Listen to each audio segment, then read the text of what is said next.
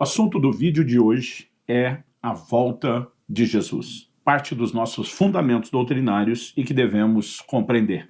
E eu quero começar a partir de Atos capítulo 1, e eu vou ler do versículo 4 até o 11.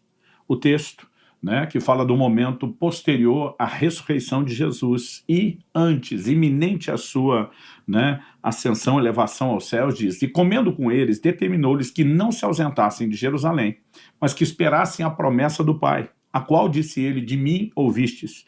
Porque João, na verdade, batizou com água, mas vós sereis batizados com o Espírito Santo, não muito depois desses dias. Então, os que estavam reunidos lhe perguntaram: Senhor, será esse o tempo em que restaures o reino a Israel?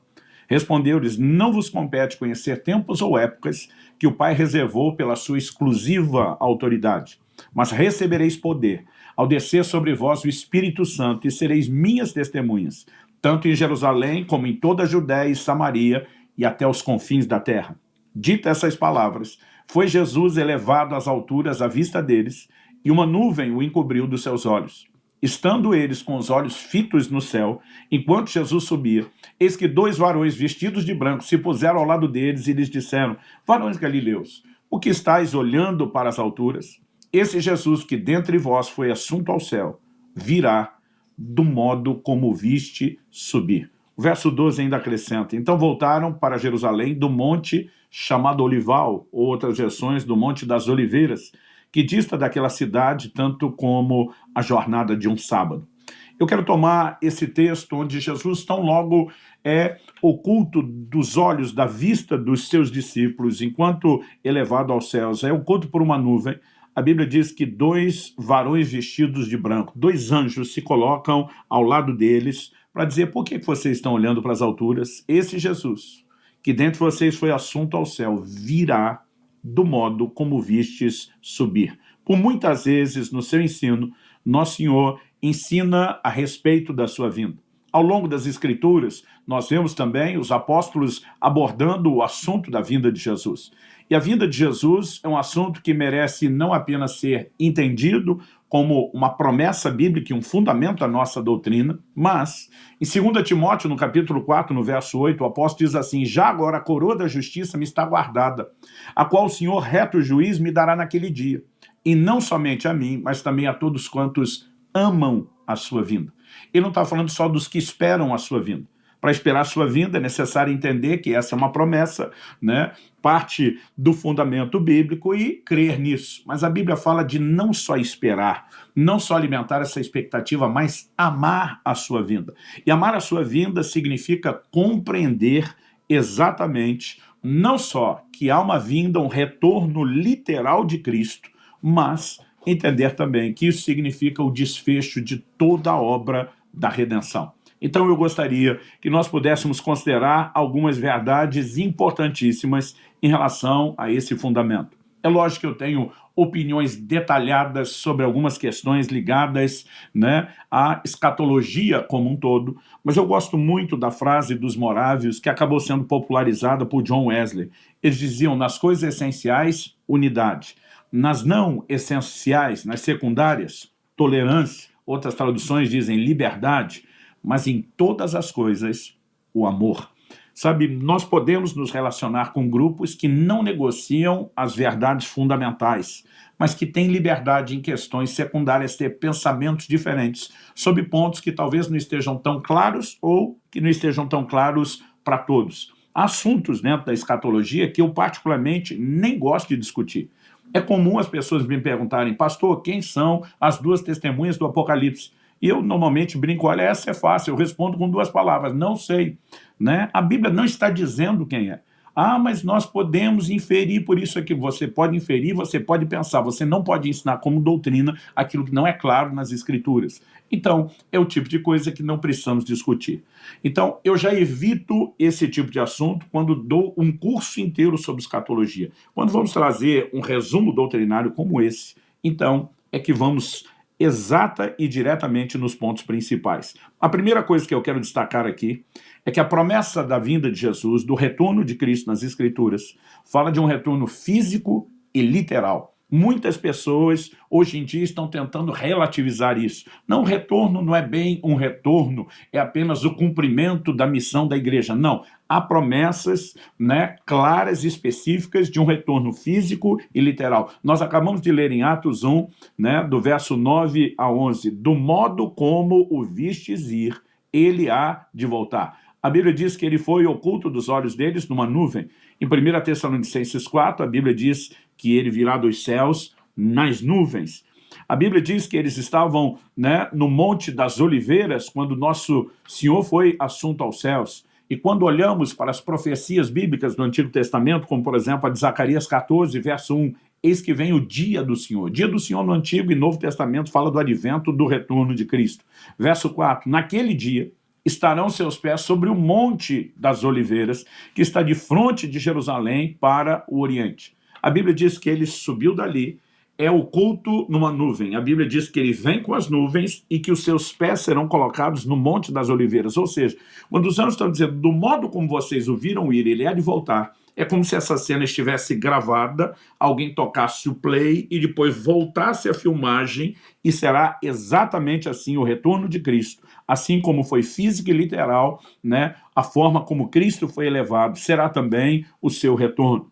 O Evangelho de Mateus, no capítulo 25 e no verso 31, e vale pontuar aqui que são palavras do próprio Jesus, ou seja, doutrina do próprio Cristo, ele diz, quando vier o Filho do Homem na sua majestade e todos os anjos com ele, então se assentará no trono da sua glória. As promessas do reino falam de um reino físico e não só de um reino espiritual. Na primeira vinda, Cristo estabelece um reino espiritual. Na segunda vinda, ele estabelecerá um reino físico. O livro de Apocalipse também fala a respeito disso. No capítulo 19, nos versículos 11 e 12, nós lemos o seguinte, viu o céu aberto, e eis um cavalo branco, o seu cavaleiro se chama Fiel e Verdadeiro, e julga e peleja com justiça. Os seus olhos são chama de fogo, na sua cabeça muitos diademas.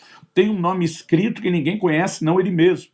Verso 13, está vestido com um manto tinto de sangue e o seu nome se chama o Verbo de Deus. 14, seguiu-nos exércitos que há no céu, montando cavalos brancos com vestiduras de linho finíssimo, branco e puro. A descrição prossegue e em todos os versículos seguintes, o que percebemos é o cenário da vinda de Cristo sendo preparado, né? O Senhor Jesus voltará, ele virá de forma física e literal, assim como tem sido prometido. Há duas palavras, né, usadas no original grego que apontam o retorno de Cristo. Uma delas é a palavra grega parousia, que normalmente traduzida como vinda, né? 1 Tessalonicenses, capítulo 4, verso 15, por exemplo, é um texto claro que fala a respeito disso, né? Mas nós temos também uma outra palavra que aparece em 1 Timóteo, no capítulo 6, no verso 14, por exemplo. Paulo exorta seu discípulo e diz que guardes o mandato imaculado, irrepreensível, até a manifestação de nosso Senhor Jesus Cristo. A palavra aqui, traduzida manifestação, epifaneia, ela, na verdade, nos apresenta aqui essa ideia de uma revelação, de uma manifestação. Isso tem sido usado por muitos para falar de aspectos diferentes da vinda do Senhor. Eu, particularmente, não quero discutir nada disso aqui, apenas reconhecer que, de fato, né, nós temos menções diferentes, vinda e manifestação, independente dos desdobramentos que isso possa ter. Eu, particularmente, tenho uma opinião formada sobre a cronologia dos eventos escatológicos, como eles acontecerão na sua sequência de eventos cronológicos no final. Mas, honestamente, isso não é o mais importante. A gente vê muita discussão no meio, né, dos teólogos se a vinda de Cristo é antes da tribulação, se é no meio da tribulação, se é depois da tribulação, sem encontrar outros que dizem, não, nem sequer acreditamos na tribulação, aí a discussão é se é pré-milênio, pós-milênio ou se ela é literal. Na verdade, eu gosto de pegar principalmente esses que discutem a cronologia sobre antes, no meio e depois da tribulação e dizer, gente, o nosso papel não é detalhar os eventos que são apresentados na Bíblia e várias vezes chamados pela própria Escritura de um mistério. Não foi tudo claramente revelado, né? A Bíblia diz que à medida que chegássemos ao tempo do fim, o conhecimento se multiplicaria e creio que Deus vai nos permitir crescer em entendimento. Mas o que é o ponto principal que nós devemos comunicar? Preparar o povo para a vinda de Jesus. Então, quer as pessoas sejam arrebatadas antes da tribulação, elas precisam estar prontas para isso. Quer elas sejam arrebatadas no meio ou depois, elas precisam estar preparadas tanto para enfrentar a tribulação como para o Senhor. Então, nosso foco é pregar a preparação. Uma ocasião, eu ouvi um exemplo mencionado pelo meu irmão mais velho, o Adriano, e particularmente eu não sei de quem ele ouviu, mas falando sobre essa questão dos posicionamentos de quem é pré-tribulacionista, mid, né, pós, ele disse que a pessoa falou assim, olha, tem pessoas que gostam de beber café com leite, mas elas têm preferências diferentes. Um, por exemplo, gosta de colocar primeiro o café, né, para depois colocar o leite.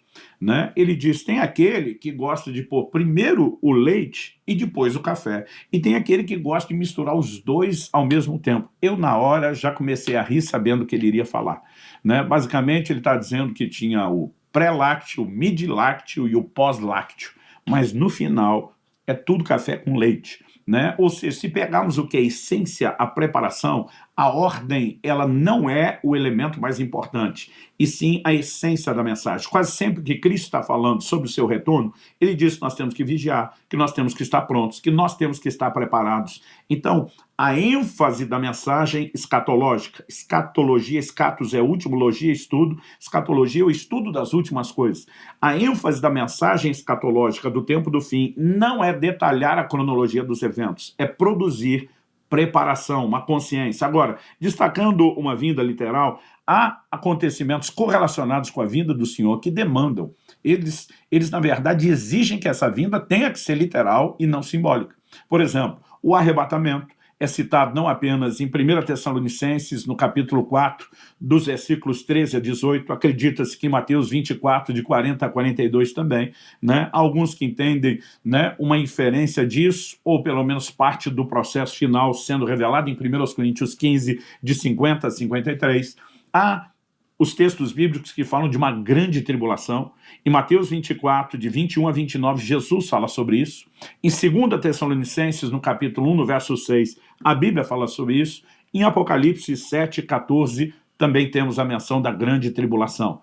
E nós não podemos ter eventos como esse literais se a vinda do Senhor não é não é literal. A Bíblia também menciona o anticristo. João capítulo 5, verso 43, 1 de João capítulo 2, verso 18, 2 Tessalonicenses 2, de 3 a 10 e Apocalipse 13, né, podemos apresentar aí praticamente o capítulo todo, enfatizam a pessoa do anticristo. Né? Se nós temos esses acontecimentos e pessoas literais, mas não temos uma vinda literal, nenhum deles faz sentido. Então, obviamente, há uma vinda literal a ser crida, esperada e para a qual devemos estar prontos. Agora, quando isso acontecerá? Nós precisamos entender que, e esse é o segundo tópico que eu quero destacar aqui, não há uma data que se possa prever. O tempo todo nós vemos, principalmente nos últimos séculos, as pessoas tentando estabelecer datas, dizendo pelas profecias, por essa soma, por aquela, né, vai ser tanto. Chegaram a inventar um versículo, eu brinco com inventar porque as pessoas acreditavam que estava na Bíblia, de tanto que era repetido. 1000 passará, 2000 não chegará. Né? E nós já estamos aí na década de 20 do ano 2000, olhando e rindo dessas coisas. Por quê? Quando em Atos capítulo 1, Jesus está falando sobre a importância de ser cheio do Espírito para pregar o Evangelho, no verso 6, os discípulos perguntam, é nesse tempo que restauras o reino a Israel? Há promessas ligadas, né, ao estabelecimento do reino de Deus numa expressão física. E eles sabem que Israel estava inserido de uma forma especial nesse pacote de promessas. Então eles estão perguntando, e aí, é agora que vai rolar? É agora que nós vamos dominar o mundo, governar? Jesus responde no verso 7, não vos compete conhecer tempos ou épocas que o Pai reservou pela sua exclusiva autoridade. Aí ele manda direto, mas recebereis poder ao descer sobre vós o Espírito Santo e sereis minhas testemunhas. Ele está dizendo, em vez de tentar entender quando é que as coisas acontecem, vocês precisam compreender a missão que foi dada e executá-la. Até porque, como eu quero te mostrar pela palavra de Deus, a execução da missão afeta o retorno de Cristo. Então, naquele momento, quando Jesus diz, não vos compete saber, se nem para esses 12 apóstolos, os líderes principais, Jesus está abrindo o jogo a respeito dessa data, a pergunta é, por que é que nós estamos tentando determinar a data? Aliás, Jesus diz que se alguém soubesse que hora viria o ladrão, ele estaria vigiando, né? Ele estaria pronto para aquilo. O tempo todo nós somos chamados à vigilância para um dia que chegará de surpresa, ou seja, não é para ninguém saber quando será a data. Então, não só as tentativas de estabelecer datas são erradas, como no plano e no propósito de Deus não é para saber, é para a gente viver pronto, né? Podemos dizer que é algo parecido com a morte, nós não sabemos quando vai chegar. Então a gente vive de prontidão. Isso não significa que a gente quer morrer, isso não significa que a gente não quer viver, mas nós precisamos viver de prontidão. E quando olhamos para a palavra de Deus, nós temos algumas declarações importantes. Por exemplo, em Mateus 24, no verso 36, nós temos uma declaração de Jesus, e essa declaração ela precisa ser devidamente entendida. Ele diz o seguinte, a respeito daquele dia e hora, ninguém sabe, nem os anjos dos céus, nem o Filho, senão o Pai.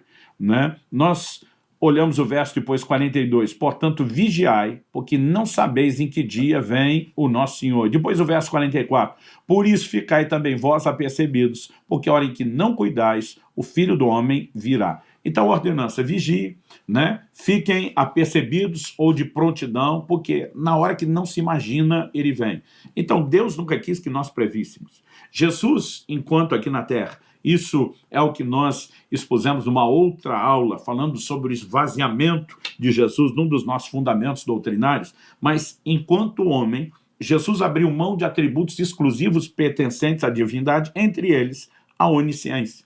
No entanto, depois da sua morte e ressurreição, a Bíblia diz que nele habita corporalmente a plenitude da divindade, o que inclui aquelas coisas das quais ele se esvaziou, como diz Filipenses 2. Ou seja, não há menor chance de Cristo, como Deus onisciente, não saber o dia da sua volta. Mas não apenas faz todo sentido ele, enquanto aqui na terra, dizer o Filho do Homem não sabe, nem os anjos sabem, isso é algo que pertence somente ao Pai. Ou seja, pense um segredo que Deus não confiou para mais ninguém além de si mesmo, né? Além da Trindade, justamente para que não saiba. E eu fico me perguntando como, diante de declarações bíblicas tão explícitas, as pessoas querem dizer que elas descobriram ou tiveram uma revelação do dia. Não só a Bíblia não diz quando será, como ela está dizendo que não é para saber, é para simplesmente viver pronto. E qualquer tentativa de qualquer pessoa de estabelecer data, né, ela não se harmoniza em absolutamente nada com as declarações bíblicas. Em Mateus,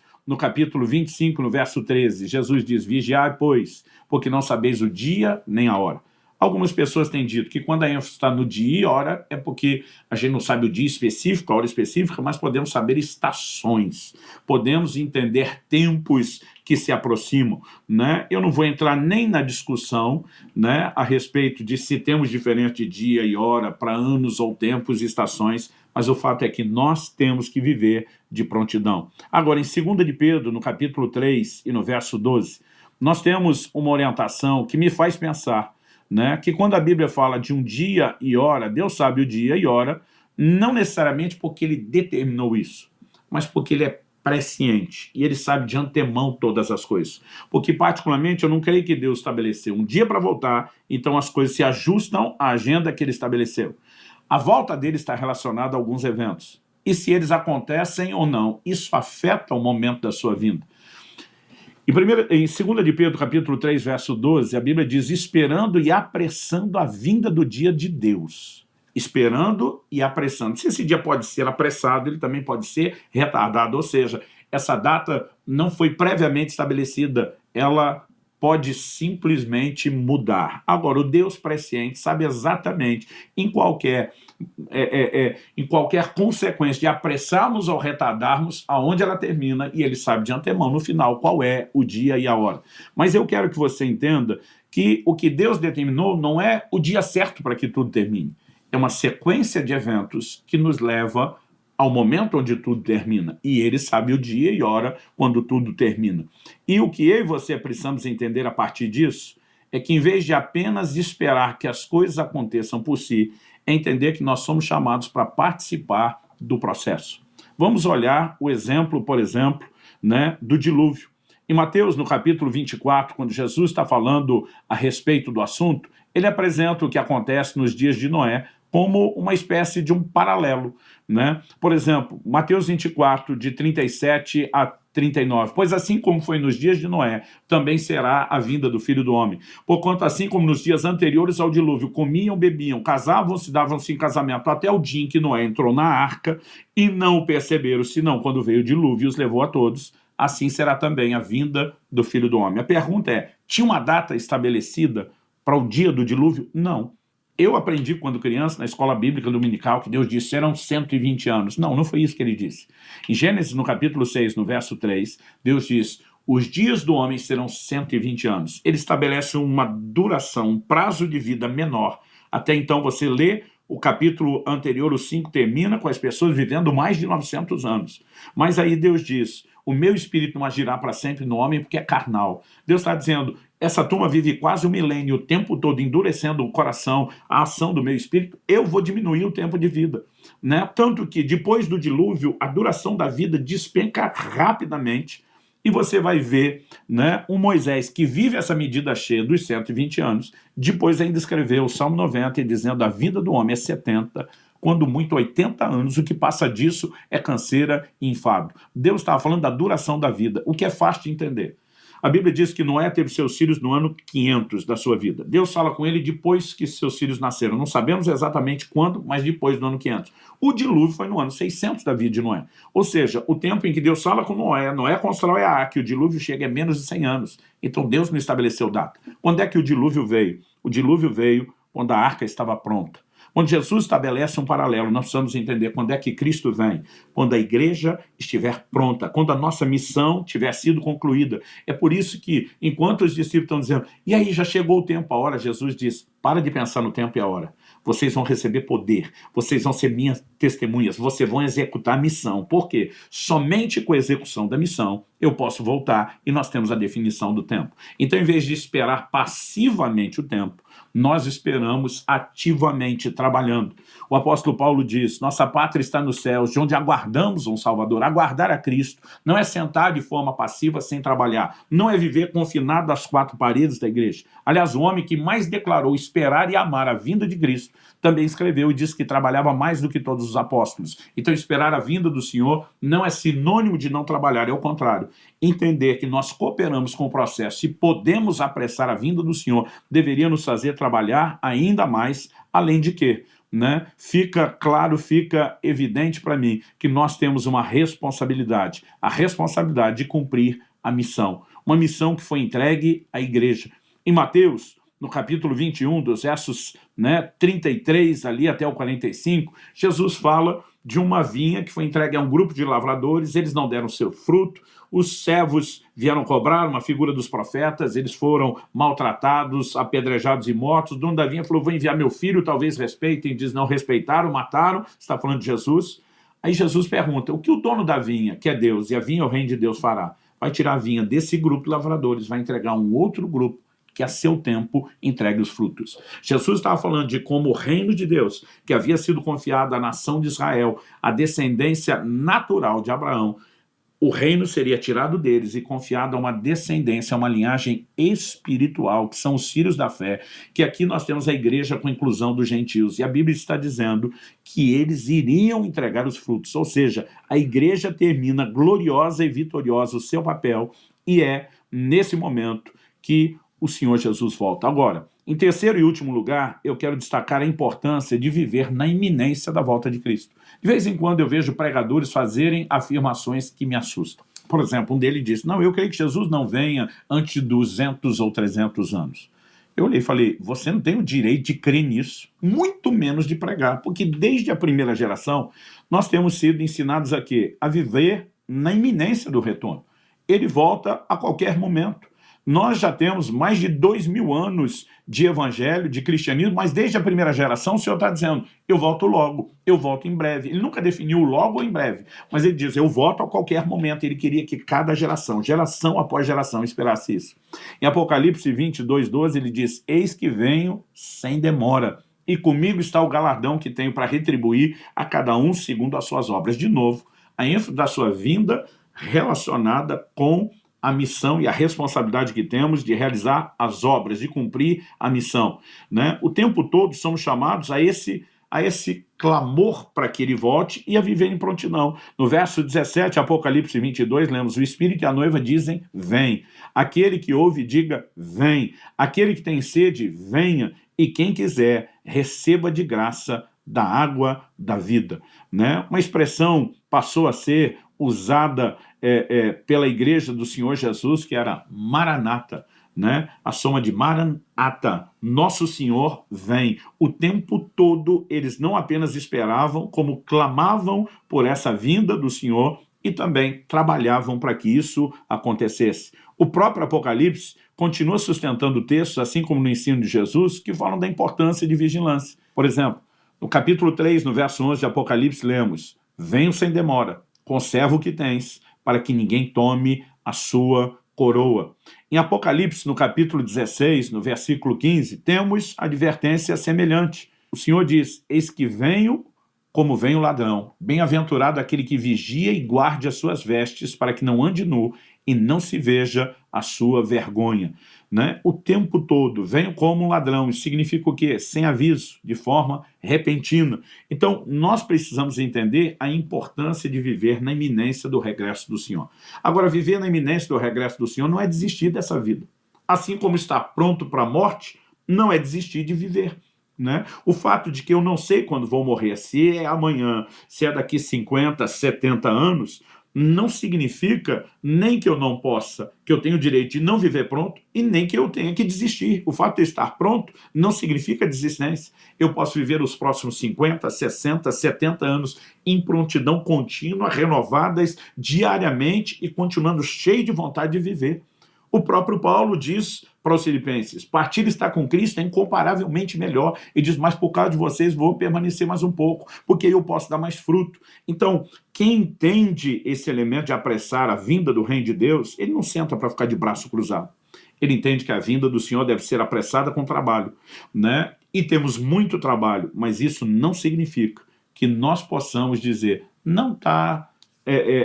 Não, o Senhor não está às portas como o tempo todo ele na Escritura adverte que esteja. Então devemos vigiar como se Jesus viesse no próximo minuto e planejar trabalhar para Deus como se tivéssemos a vida inteira. Quando falamos de prontidão, ele pode voltar no próximo segundo. Quando falamos da disposição de serviço, uma vida inteira será pouco para nos dedicarmos ao trabalho dele. Agora, dito isso, eu quero só me posicionar contra a confusão de uma mensagem propagada por uma série de livros e de vídeos intitulados Deixados para Trás. É basicamente uma orientação para as pessoas assim: olha, Jesus disse que vinha, ele mandou ficar pronto, mas se você não ficou e ficou para trás, nós vamos te ensinar como é que você faz depois. Eu acredito que, por mais bem intencionada que seja essa mensagem, ela é antibíblica. Em Mateus, no capítulo 25, dos versículos 11 a 13, quando nós lemos das 10 virgens, e a Bíblia diz que 5 delas estavam prontas e entraram, 5 não estavam prontas e não entraram, o que é que aconteceu com as 5 que não estavam prontas e não entraram? A Bíblia diz que a porta fechou e que quando eles ficam insistindo, o Senhor diz: eu não vos conheço. Não houve segunda chance. Assim como depois da morte não há segunda chance, as pessoas precisam estar prontas antes de morrer, depois do retorno do Senhor, não há segunda chance para quem desperdiçou quando foi orientado a permanecer em vigilância. Então, assim, não creio, não importa a cronologia dos eventos, se você é pré, mídia ou pós-tribulacionista, não creio em repescagem, né? Biblicamente falando, não existe esse modelo e nós temos que viver em prontidão. Agora, estar sempre pronto, sempre preparado para a vinda de Nosso Senhor é a mensagem bíblica. Eu encerro lendo 2 de Pedro, capítulo 3, verso 14, que diz: por essa razão, pois, amados, esperando essas coisas, ele está falando da vinda de Jesus, empenhai-vos por seres achados por ele em paz, sem mácula e irrepreensíveis. Então, que nós possamos, de fato, guardar no coração não apenas essa expectativa da volta do Senhor, mas um desejo ardente a ponto de amar a vinda, estar pronto para ela, porque esse é o foco principal da mensagem. Esteja pronto, esteja preparado e junte-se ao coro do Espírito e a noiva que dizem: Maranata, vem, Senhor Jesus.